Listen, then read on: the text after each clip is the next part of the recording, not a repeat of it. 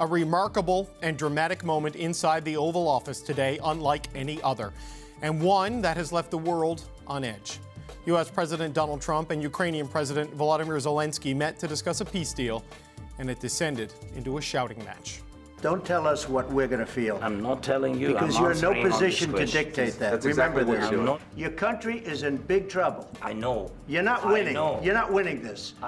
You have a damn good chance of coming out okay because of us. Mr. President. What you're doing is very disrespectful to the country, this country. That's back to you. Far more than a lot of people said they should have. Have you said thank you once this entire meeting? No, in this entire meeting, have you said thank you? You have to be thankful. You don't have the cards.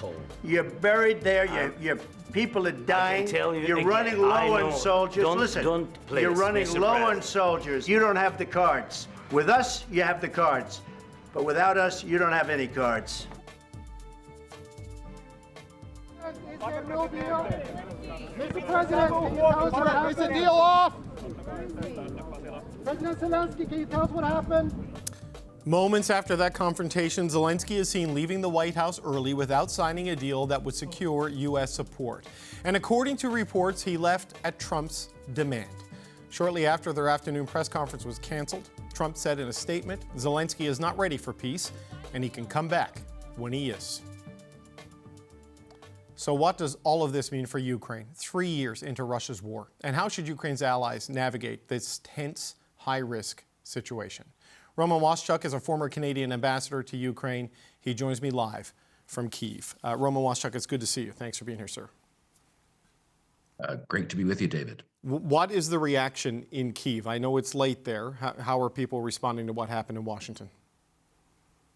I mean, it's certainly, if you can tell from social media, the reaction is our president has shown that he has a spine and that he won't allow himself to be pushed around. And that it's very unfortunate that this kind of really quite malevolent approach was taken by the president and especially the vice president, I think. J.D. Vance interjected, and that seemed to have been the moment where things escalated or derailed, depending on how you want to describe it. I certainly never had much doubt that President Zelenskyy had a spine. I just wonder where you think this goes now with what happened there today, because apparently Marco Rubio was sent to tell President Zelenskyy to leave after the dust-up happened. I think we can agree that they're not a very nice bunch of operators in the White House right now.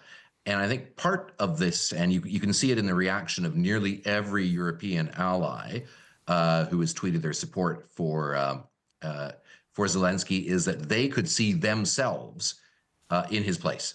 In other words, you get into trouble with a country that the U.S. wants to make a deal with, and you are totally hung out to dry and you're humiliated. Nobody wants to find themselves in that situation. Well, President Zelenskyy was there to sign over a lot of the future mineral wealth for Ukraine, right, at President Trump's insistence as payback for military support and other support during the war with Russia. He asked for security guarantees, and Trump said, you have no cards, and gave an ultimatum to make a deal now or essentially lose U.S. support. I mean, where does this leave things for Ukraine? It leaves things in a difficult situation, but not impossible. I think we are going to see a meeting of most of the European friends of Ukraine in London on Sunday. This puts, I think, the British Prime Minister in a very delicate situation after his very recent visit and cozying up to the president in Washington. But nonetheless, I think you're going to see other countries quickly moving to provide more resources to replace what the Americans either have already cut off, and that includes all foreign aid to Ukraine. All contracts were canceled 2 days ago to the tune of $2 or $3 billion, and quite likely military aid. Kaja Kallas, who is a Baltic leader, is now the top diplomat for Europe as part of the European Union. She said, today it became clear that the free world needs a new leader. It's up to us Europeans to take this challenge. That's quite the statement to come from Ms. Kallas. What do you make of that the free world needs a new leader? Well, these statements are coming from politicians who were the most pro-American in Europe. That includes Friedrich Merz, the new, likely new chancellor of Germany. And it basically, in a way, means that everyone is now turning into Gaullists in Europe. In other words, what the French were telling them all along, you can't simply outsource your security to the US. I think the French Prime Minister, François Bayrou, tweeted tonight, Zelenskyy, by not giving in, has shown that he is the honor of Europe, and it is now up to Europe to back him up. This feels like a catalyzing moment. I know it's a scary and tenuous moment for Ukraine, Roman Waschuk, but it feels like a catalyzing moment for Europe, certainly for Canada. If you look at what is happening, and I know social media is social media, but President Zelenskyy is quote tweeting the support of Democratic leader after Democratic leader after Democratic leader who are moving to publicly show their backing for him and the Ukrainian people after what happened today. And as we've seen with Prime Minister Starmer when he was there yesterday, it is a difficult moment for all of American allies. So, I mean, do you think Europe can fill that void? I know you say you hope they will move very quickly on it. Foreign aid would be, you know, a simple reallocation of money, but military hardware, because of procurement and production capacity, that's a more difficult one and a very fundamental one at this moment.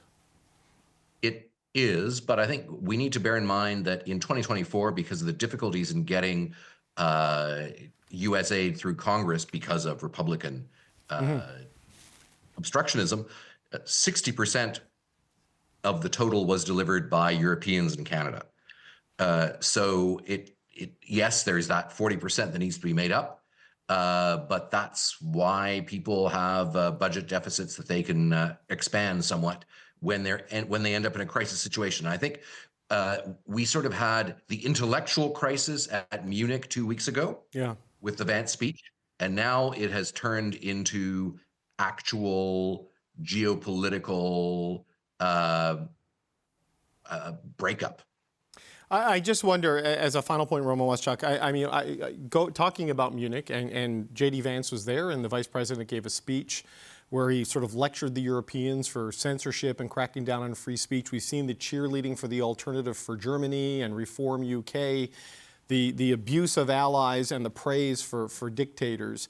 What do you think we're going to see out of the United States for the rest of President Trump's time in office? Because it is a foreign policy that seems to almost pivot to Moscow and away from NATO in a way that I don't know if anyone anticipated we see from the White House. And asserts itself through beating up on allies. So I think if you could sort of compare Zelensky's attempt to mollify the Americans with that mineral deal, which they managed to defang to a large extent, think of it as the equivalent of the fentanyl package or USMCA 2020. It ultimately doesn't help with a bunch of people who are as mercurial and frankly malevolent as these guys. Former Canadian Ambassador to Ukraine, Roman Waschuk, we always appreciate your time and insight, sir. I suspect we'll be calling on you again very soon. Thank you for being here today. You're very welcome. You don't have the cards right now. With us, you start having not cards. Playing cards. Right now, you don't. You're playing cards. Mr. President. You're playing cards. Serious. You're gambling with the lives of war. millions of people. You're gambling with World War III. You're gambling with World War III. And what you're doing is very disrespectful to the country, this country.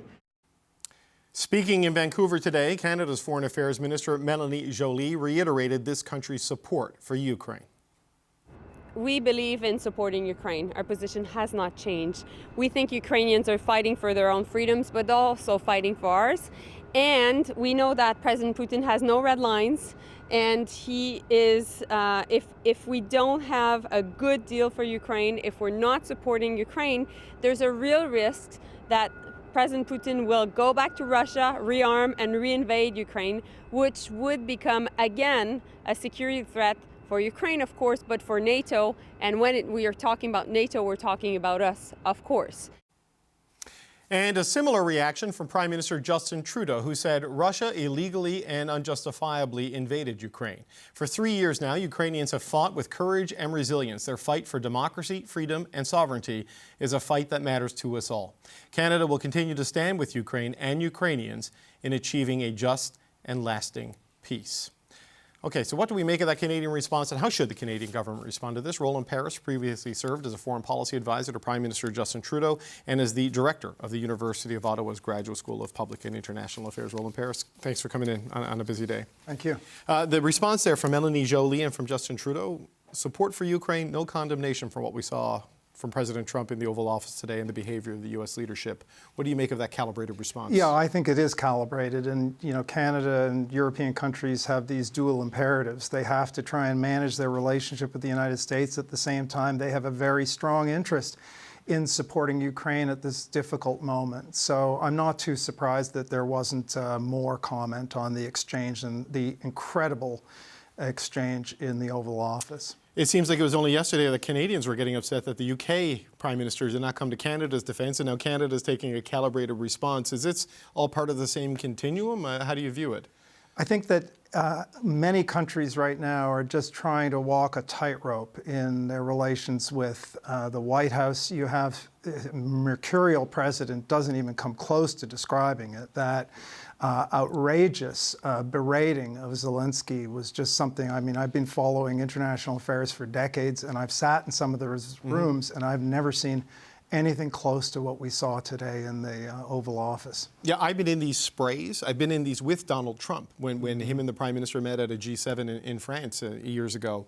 And I've never seen anything like this. And this seemed to be, you know, J.D. Vance saying to Zelenskyy, you haven't said thank you once. It's almost like you weren't subservient and grateful enough. What was the motivation for this? That's exactly what I got out of it, too. It seemed like they kept on coming back to, you know, how many times have you said thank you in this meeting? And to me, that was really an expression of a kind of outrage that J.D. Vance felt, and then Donald Trump joined in at Zelenskyy not being more compliant and subservient. Now, I expect that there will be questions in Ukraine about how Volodymyr Zelenskyy handled himself in that meeting too. But the result was just something that was so outrageous, which is devastating for Ukraine, it's devastating for Europe, and I would argue that it's devastating for the United States too. How could he have done anything any differently? Because he was sort of correcting the record, right? When J.D. Vance was saying certain things about past diplomatic efforts, or trying to pour all of this onto Joe Biden, which is sort of the standard grievance airing that happens. And President Zelenskyy, so many people die, so much territory lost, so much wealth, eviscerated in his country. I mean, what's a guy supposed to do? Well, I don't blame him for what he said, because he and his compatriots are fighting for their lives, and I'm sure that he feels a measure of frustration, and everything that he said was perfectly accurate.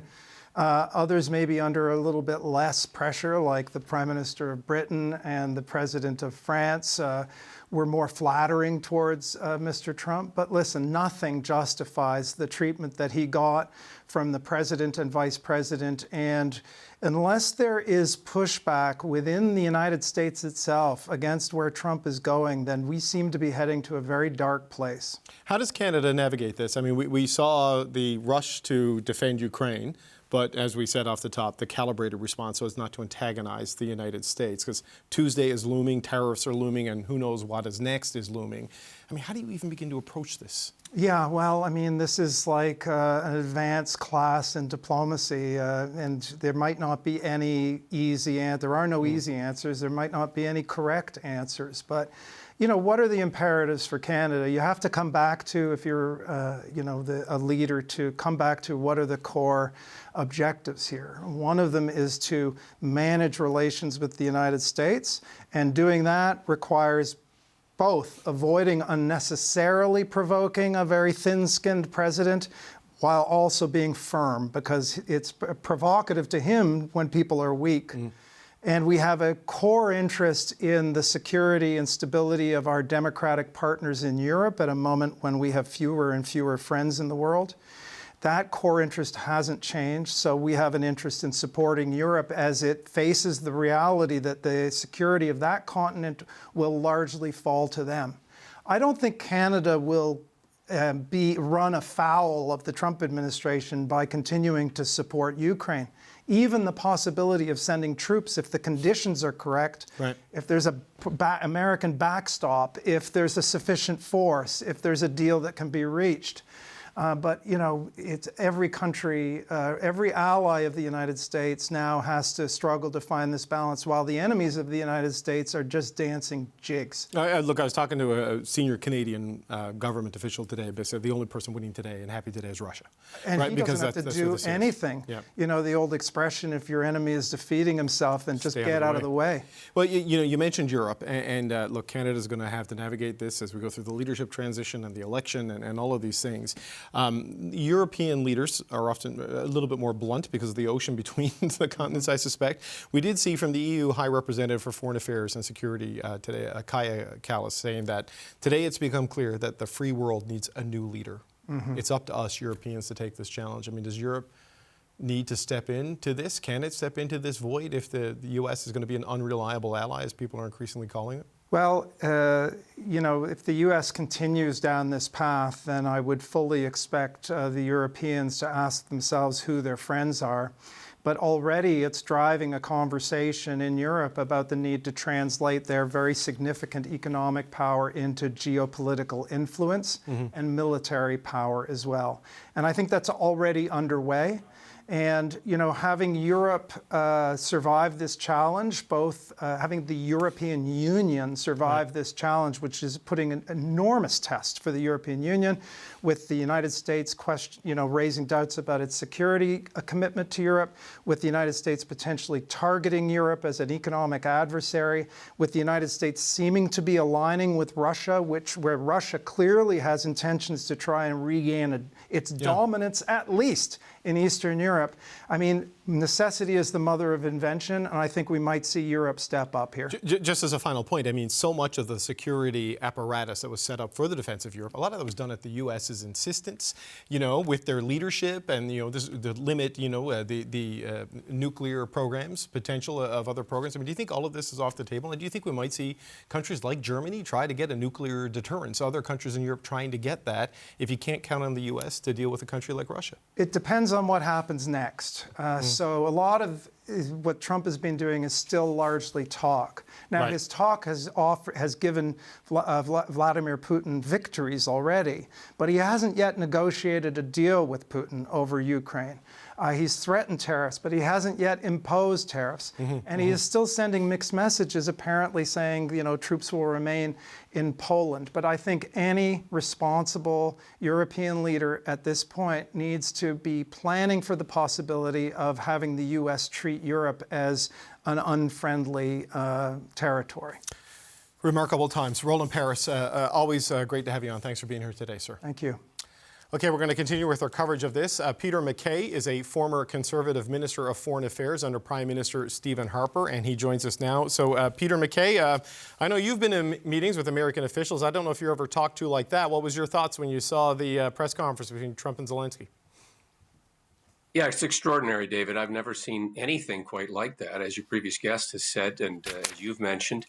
And it's another signal, yet another signal, that we are in deep, dark, unprecedented, uncharted waters on a number of the files that are most impactful in the world right now, with a war raging in Ukraine still. Obviously, huge tensions in other parts of the world, including Taiwan, the Middle East. And yet America seems to be madly off in all directions. And we in Canada, of course, have been on the brunt of that in the early days of this presidency, which is only 6 weeks, and it's hard to believe how much the world has changed in that 6-week time period. You know, Canada and other countries have responded to the spectacle we saw today, voicing support for Ukraine, but most careful not to condemn or antagonize the behavior of the president and the vice president. You know, how should the Trudeau government, in the time they have left and whatever comes after that, how do they navigate this? How do they approach it? Well, it is a fine line, and some would describe it as turtling when you're not standing up for your closest friends and allies. And other countries have been accused of this as well, most notably the UK, many of the European Union's participants. We've had a parade to the White House just this week alone, culminating with today's meeting with Zelenskyy. And for Canada, we are sort of in the thick of it, so to speak. We were one of the first recipients of mixing metaphor shots across the bow with tariffs and threats of more. And so we have to be very, very engaged and try in some cases not to take the bait, but prepare and plan. And as the Brits say, stay calm and carry on. We're not going to get anywhere by threatening or treating Donald Trump the way he treats others. That right. Isn't a winning solution. But, we need to also keep correcting the record and putting facts on the record, as I think the Ukrainian president was certainly trying to do today. We're commemorating 3 years of this conflict. They have lost hundreds of thousands of their citizens. Millions have been displaced. 20,000 children have been abducted by the Russians. 20% of their landmass has been annexed. This is not a victimless situation, although the way, if you listen to it today, you would believe somehow that Ukraine was the aggressor. So that to me is safe ground to point out the obvious facts.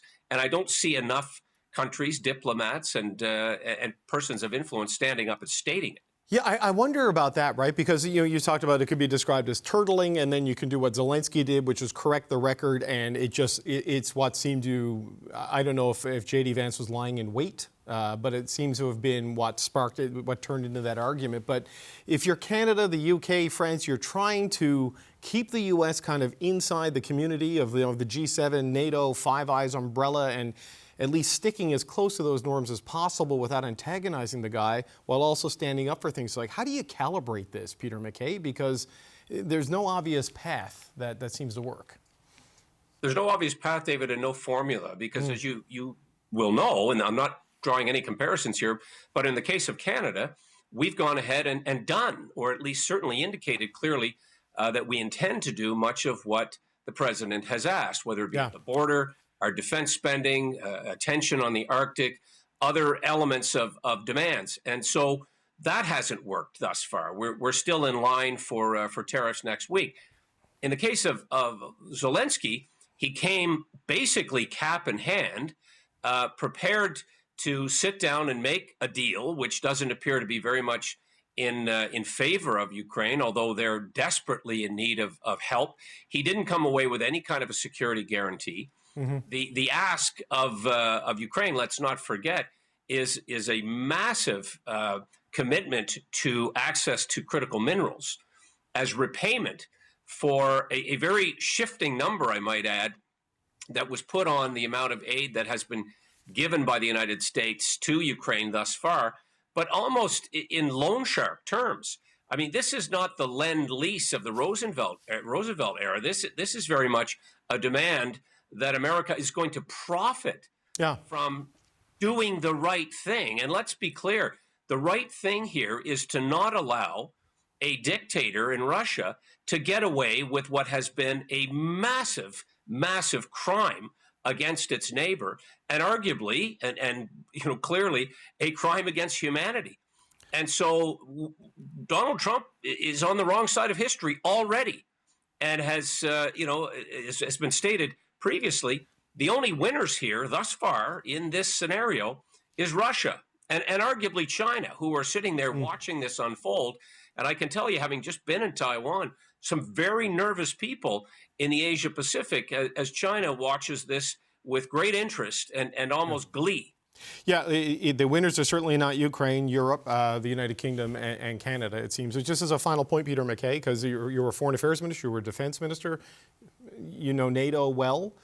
What do you think the alliance is going to survive the Donald Trump presidency? Because it seems as if, the last 5 years have been difficult ones, but there were global institutions that put a floor under some things, and all of those institutions are now being undermined, threatened, or destroyed in some way. Do you think NATO and sort of these structures survive where Trump is taking America? David, I would say NATO has been shaken to the core, and I would make similar comments about NORAD and where that places Canada. But that, global institution and alliance is going to have to recalibrate its membership in terms of what's expected. And I think you're going to see a lot of European countries, Germany included, under a new chancellor, have to step up by necessity, make more investments, make more practical plans as to how they intend to defend themselves and others, which they've been called upon to do in the past. So NATO is going to have to do a very massive rethink of their role in global security. Peter MacKay, former finance minister and defense minister under Prime Minister Stephen Harper. I want to thank you for your time today, sir. We appreciate it. Thank you, David. Well, U.S. Republican Senator Lindsey Graham appeared before reporters after that big meeting that aired before the world, and he, of course, stood by President Trump. Here is Graham being asked for his take on what happened. Complete, utter disaster. Somebody asked me, am I embarrassed about Trump? I have never been more proud of the president. I was very proud of J.D. Vance, standing up for our country. We want to be helpful. What I saw in the Oval Office was disrespectful, and I don't know if we can ever do business with Zelenskyy again. I'm joined now by U.S. Democratic Representative for Massachusetts, Seth Moulton. Welcome to the show, Congressman. It's good to meet you, sir. Good to be here, David. Thank you. I wonder, how did you feel as an American congressman watching what happened in the Oval Office today with President Zelenskyy? I felt truly embarrassed. It's a sad day for America, but it's also a dangerous day because while so many Americans were embarrassed to see the President of the United States essentially acting like a puppet for Putin, selling out to a communist dictator, a lot of us aren't thinking about just how dangerous this is for our national security going forward. But when you play this out, you play it out in Europe, where Putin gets a free card to just trounce Ukraine and then continue into NATO countries. We've learned before that he's going to keep going if he doesn't get the message. That's very dangerous. You think about Asia. I think the happiest person on earth today was Xi Jinping of China, who just said it looks like America is not going to stand by its allies. America is not going to stand up for its values. And that could lead Xi Jinping to start World War III in the Pacific over Taiwan. So this wasn't just a sad day or an embarrassing day for America. It's a dangerous day as well. It is a remarkable time here in Canada to be the target of tariff threats, talk of, expansion, 51st state, all of these things, and to see this moment playing out. And I just wonder if you think, is there anything Zelenskyy could have done that would have headed this in a different direction, or was this just inevitable the minute he walked in there? It certainly seems inevitable to me. I mean, we saw Trump come into office already talking about, well, first of all, he promised to end the war on day one. That obviously didn't happen. Then he started these negotiations directly with Putin, and his opening gambit was to sell out Ukrainian territory and Ukrainian security guarantees, to give away two of the cards that are most critical to us and our allies, not just Ukraine, but our allies in Europe as well. So Trump seems to just be siding with Putin. That's just the sad reality of what we're witnessing. I don't know how better to describe it. And so when that's happening, I don't know what you do if you're in Zelensky's shoes. I mean, he should have gone in there with integrity, with honesty, with candor, with pride in his people. And he went in with all of those things.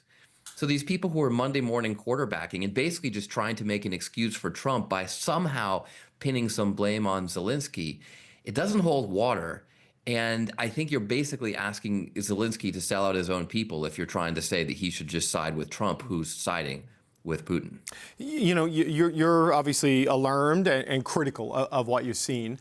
I spoke with Gordon Giffin, who was Bill Clinton's ambassador to Canada back in the day, and he suggested that what is needed here are Republicans in the House and in the Senate to start standing up to the president with some of this more egregious behavior. He's done most of his work through executive order, so he's bypassing the legislature on a lot of this. But do you think there are Republicans who are willing to sort of stand up to the president, who seems to be very much at the height of his power inside that party? There are very few. I'll give you one positive example, and that's Don Bacon of Nebraska, former Air Force general, colleague of mine on the Armed Services Committee. He joined me in sending a letter to Secretary Hegseth last week, asking him to just simply explain why he wants to fire all these generals who are loyal to the Constitution. Hegseth couldn't answer that letter. He hasn't responded because they're isn't a legitimate reason for firing the generals. But my point with the story is that Don Bacon is a Republican who has the political courage to stand up to his own party and his own president. But he's one. He's one guy. And there are a couple hundred Republican congressmen and senators who just seem to be cowering, just so scared of Trump that they won't tell the truth. They won't stand up for the truth. And that's what's going on. I was at the Munich Security Conference 2 weekends ago, sitting with Republican colleagues, meeting with Zelenskyy and meeting with our European allies, and we were all aligned on supporting Ukraine, all aligned on standing up to Putin in Russia, all aligned on standing up to Xi Jinping in China. There was no daylight there. But yet, today, in the face of what Trump is doing, selling out to a communist dictator, the Republicans are just silent. That's cowardice. That's what that is. There were very alarmed comments coming out of Munich. J.D. Vance gave a speech there. He has weighed into the German elections, which is how where the alternative for Germany came second, at least in terms of vote. The phrase that's increasingly being used in Europe and here in Canada is that the United States of America, and I say this with great respect for the shared history of the two countries, is just no longer a reliable ally. I mean, how would you describe how America is behaving in its attitude to Ukraine, to Europe, to Canada, to all of the other countries that it's worked with over the past century on some of the biggest challenges of our times? There's no question that our commander-in-chief is not a reliable ally. And I'm very sorry to say that. You know, I served in Iraq under President Bush. I didn't vote for President Bush twice. I was an outspoken critic of his war in Iraq. And yet I would never get on TV and just say that he was selling out to our enemies. You know, you may not have agreed with the Iraq war, but Bush never sold out to Saddam Hussein. He didn't sell out to Iran. But that's what Donald Trump is doing. So it's an unprecedented moment in American history. This has never happened before. Of course, we've never had a convicted felon in the Oval Office before either. But what's important for Canadians and Europeans and our other allies around the world to know is that this does not mean that everybody in America agrees with Donald Trump. Far from it. It doesn't mean that everybody in Congress agrees with Donald Trump. Far from it. And in fact, even when Republicans fail to speak up, I'll tell you behind the scenes, they're appalled at what they're seeing out of the president and the vice president of the United States. No, Canadian officials have been have practically moved to Washington to try to head off these tariffs, and what they hear in private versus what politicians will say and officials will say publicly are sometimes very different. Outlining your description of what you've seen with some of your colleagues in Congress. So I wonder, just as a final point, Congressman, we saw this with President Zelenskyy today. At some point, probably not Justin Trudeau, but one of his successors, whether it's the new Liberal leader or after our next election, is going to have to go to Washington and talk to Donald Trump, certainly about these tariff threats. How do you think a Canadian Prime Minister should approach Donald Trump with everything that we've seen and heard over the last little while? Well, sadly, you've got to just be very transactional.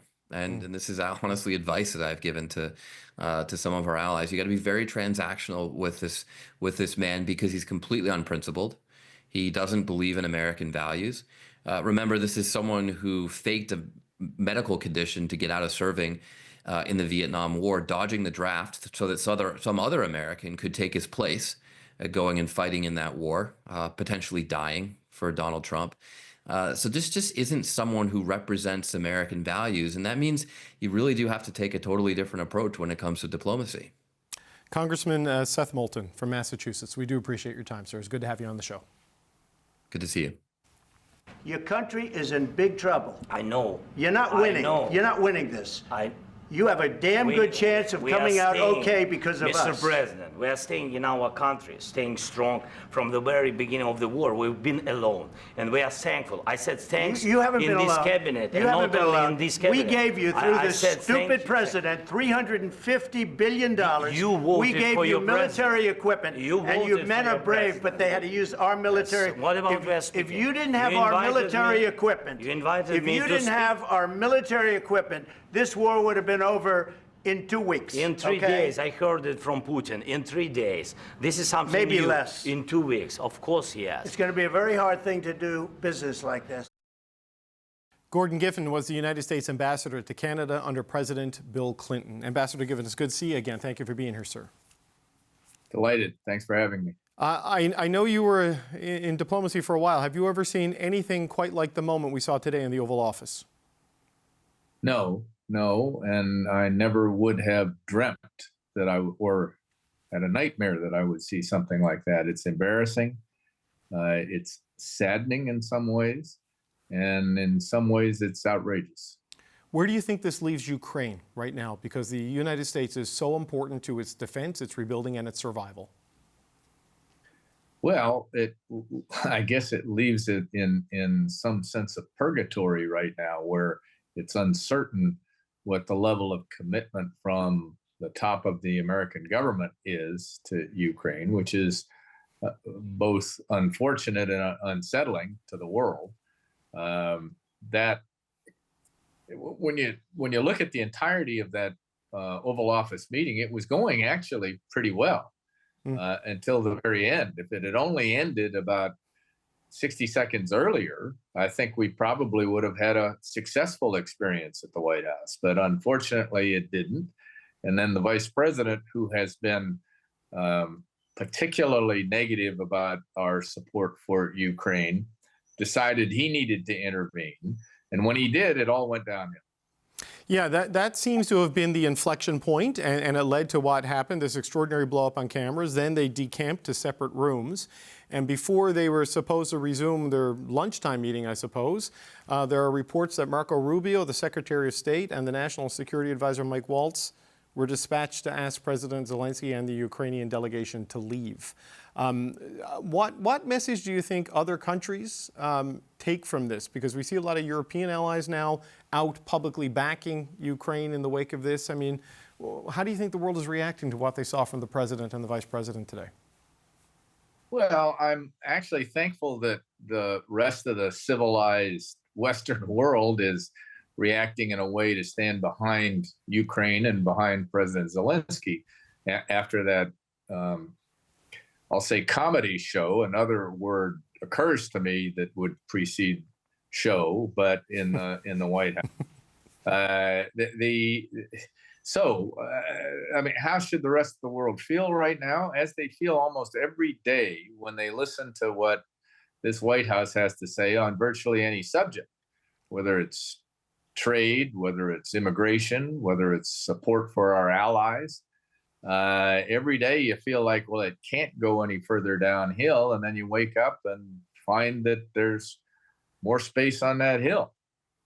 Yeah, it is remarkable that we can all still be kind of shocked and surprised after all the past shocks and surprises. But we saw this today. And, you know, here in Canada, you know, a place you know well, Ambassador, the 51st state, the threat of economic coercion, the constant threat of tariffs, the UK Prime Minister kind of sidestepping it yesterday when asked about it, despite the, you know, the shared history of our country with Britain, obviously. I mean, the phrase unreliable ally is become the shorthand for people. Is it more than that at this point? Because it almost feels like an adversarial relationship increasingly, as opposed to just not being reliable. Well, I certainly think you could reduce what you said to one word, and that is unreliable. Whether we can be categorized as an ally right now is questionable, unfortunately. I do think we're at an inflection point where the question in my country is, are there any coherent, responsible Republican elected officials who will stand up to what's going on? Whether it's our domestic policy, where our own federal government is being eviscerated in a cavalier way by somebody who sells cars, Elon Musk. And then we have an unstable situation in the White House. If we don't see some Republican elected officials begin to do their job and show some respect to the country and the Constitution, then we're in a lot of trouble. I hope and believe that the level of indignity in the White House today will cause some, and all we need is about 5 or 6 Republicans. We don't need all of them, right, to start standing up and say to the White House, this has got to stop. And if it doesn't stop, we're going to have to start taking action along with the Democrats to rein it all in. Until that happens, we're struggling. I just wonder how optimistic you are on that possibility, just as a final point, because the president is mostly doing his major moves through executive order rather than trying to put things through the House of Representatives and through the Senate. And Elon Musk has been given free rein to do whatever he wants, seemingly, and Congress is not even pushing back when money they've appropriated is being cut and denied and refused without any sort of constitutional authority. We saw Lindsey Graham rush to the president's defense today. Marco Rubio tweet, the president is standing up, for America the way no one else has. I mean, when you see that level of compliance, how optimistic are you that there are Republicans who would tell the president not to do this? Well, I guess I'm Pollyanna. I remain optimistic because history would tell me that when it really gets tough, there will be people of conscience that will stand up.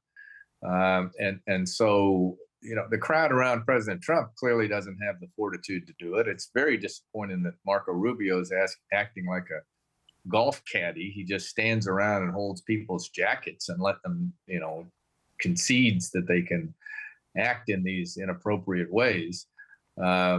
We'd be better off, at least, if Rubio was the vice president instead of, a part-time book author.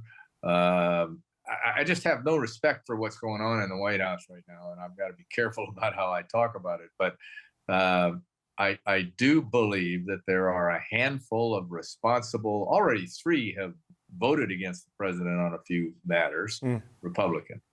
All we need is 5 or 6 more to make it some safety in numbers, to not oppose him on everything. They probably shouldn't oppose him on everything, but they have got to demonstrate that they will step in. Now, the courts are restraining him somewhat and will continue to restrain him when he uses executive orders to take actions that under the law, there's no authority to do by executive order. The Congress has to do it. But we've got to get some people who, bulk up their courage here, their political courage. And those of us, I've been a partisan Democrat over the years, but right now my view is that we need to support the people who are being responsible. And I don't care who they are, whether it's Democrats, Republicans, Independents. Those of us who care about the future of this country have got to say, if you're going to be responsible, we are going to support you. And I historically haven't done that with Republicans, but I'm perfectly prepared to do it now. And there are a lot of us who are talking about that the responsible public officials need to feel that the country has their back. Former U.S. Ambassador to Canada, Gordon Giffin, we appreciate the time today, sir. Thank you. Well, the air of diplomacy between U.S. President Donald Trump and Ukrainian President Volodymyr Zelenskyy dissolved further during today's Oval Office altercation, when Trump claimed he'd empowered Zelenskyy to be a tough guy. The problem is, I've empowered you to be a tough guy. And I don't think you'd be a tough guy without the United States. And your people are very brave. But you're either going to make a deal or we're out. And if we're out, you'll fight it out. I don't think it's going to be pretty, but you'll fight it out. But you don't have the cards. But once we sign that deal, you're in a much better position. But you're not acting at all thankful. And that's not a nice thing. I'll be honest, that's not a nice thing. Peter Boehm is the chair of the Senate Foreign Affairs Committee and a former deputy minister for the G7 summit, known as Sherpa in the language of summits. Peter Boehm, it's good to see you. Thanks for being here, Senator. Thank you, David. What did you think when you saw that today? I know you were at Munich recently when J.D. Vance gave a speech that was not incredibly well received by a lot of people, but this is a whole new level. Well, I would call this show, and I would use a noun adjective that I can't repeat on television. Gordon Giffin said much the same thing. Did he? Okay. Yeah. I don't think we've ever seen anything like this. Here is a president, I'm referring to Zelenskyy, back against the wall, has been in any number of international meetings, just off meetings with our own Prime Minister in Kyiv, with Europeans, and he comes to apparently make a deal on minerals that would have his country in perpetuity providing minerals to the United States, undefined, without security guarantees. He's before the cameras in the Oval Office and working in his third language, and he doesn't get a chance to speak. So I don't think that's a hospitable way to treat a guest, and I think he's under a lot of pressure. I think the first time you and I met was in 2017 at the G7 summit in Italy, when you were working as the Sherpa. You were still in the public service, and I was part of the media delegation traveling with Prime Minister Trudeau. Yes. And that was President Trump's first G7. Yes. And there was a level of anxiety there around him, and over each successive G7, it eroded. How do you compare the Trump of 2017 to the Trump of 2025? Because there were guardrails then that don't seem to be there now. The Trump in 2017 was very much in listening mode. He was new. He didn't expect to win the election, and this was the first major event. And there were some very experienced hands around the table. I think in particular Angela Merkel was there. So he was listening. He wanted to get views on climate change. Should the U.S. opt out of the Paris Agreement or not? And it seemed like other leaders were auditioning. It was a bit like an episode of The Apprentice, I think. But he was carefully taking notes and calculating, as was his team, as were we, because we knew that next year in Charlevoix we would be hosting him. So we had to get our act together as well in terms of looking ahead. Well, but that seems like just small change compared to what's happening now. I was going to say, I was also in Charlevoix, and as luck would have it, Canada is also hosting this year, right? And look, there's this, you heard Jagmeet Singh out saying Trump should be uninvited. Don't let the Americans come to the G7. I mean, is that a realistic diplomatic option? I don't think so. I think Mr. Trump can decide whether he wants to come or not. The whole thing is that the G7 operates by consensus, always has.